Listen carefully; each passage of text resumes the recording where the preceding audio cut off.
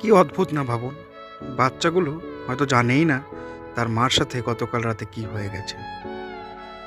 তার মা রাত্রেবেলা বেরিয়েছিল খাবারের খোঁজে একটি বাজার সংলগ্ন এলাকায়। সেখানে যাওয়ার পথে তার একটি গাড়ির সাথে অ্যাক্সিডেন্ট হয়।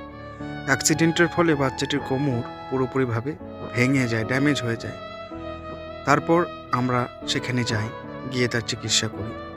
করে তার বাচ্চার কাছে আমরা তার মা কুকুরটিকে রেখে দিই। কেননা মা কুকুরটি যদি সেখানে না থাকে তাহলে হয়তো সব বাচ্চাগুলো একসাথেই মারা যাবে। তো এই সময়টা চারিদিকে রাস্তায় প্রচুর বাচ্চা দেখা যায়। তো আপনারা দয়া করে যানবাহনটা একটু দেখে চালান। কেননা আপনাদের বাড়িতে যদি মানুষ অপেক্ষা করে থাকে যে আপনারা বাড়িতে আসবেন, এদের জন্য এদের বাচ্চারা অপেক্ষা করে থাকে যে তাদের মা আবার বাড়ি ফিরে আসবে।